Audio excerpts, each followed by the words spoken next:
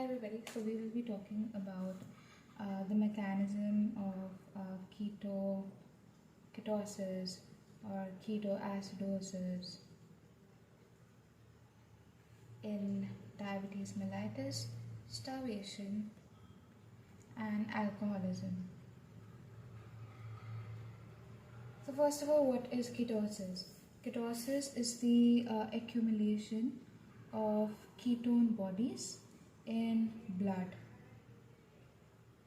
And ketosis is basically ketonuria or ketonemia, and ketoacidosis is basically accumulation of ketone bodies in the blood, which is accompanied by ketosis. So we can interchange these terms, no problem.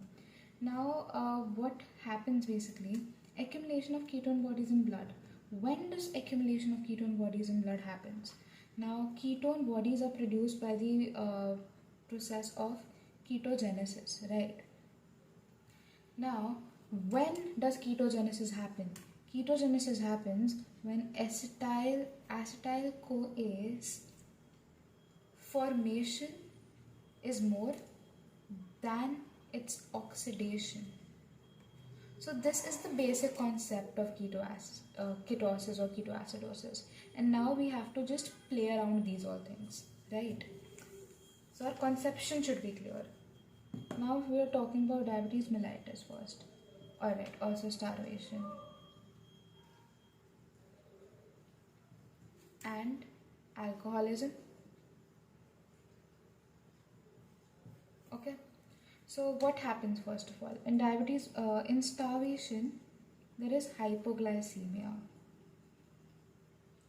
which leads to decrease in level of insulin. And in diabetes mellitus, there is obviously decreased insulin level.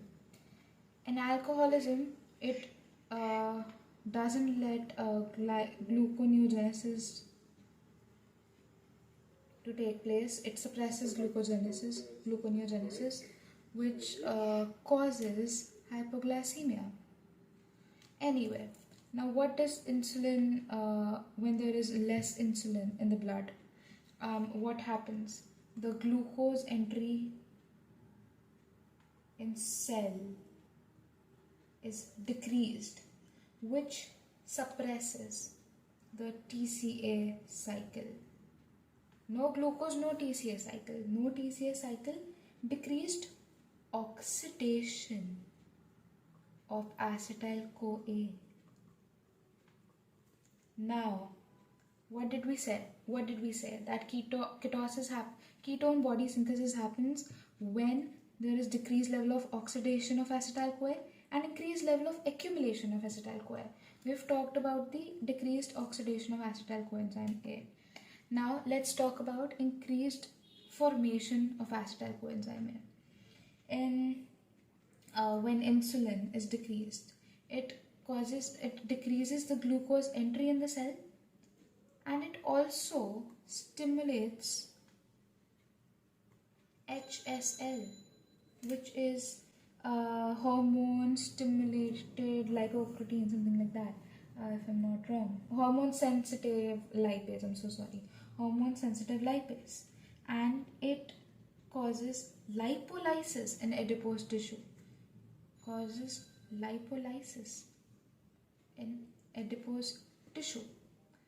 When it does lipolysis in adipose tissue, there is increased fatty acid, free fatty acid.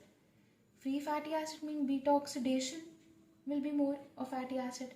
And what is the end product of beta oxidation? It is acetyl CoA. So when there is increased level of acetyl CoA, decreased oxidation of acetyl CoA, what happens? What takes place? There is accumulation of acetyl CoA. And what does this accumulation do? It causes ketogenesis.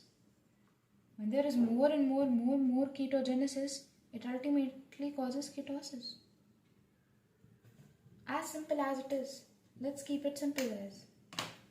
Thanks for watching.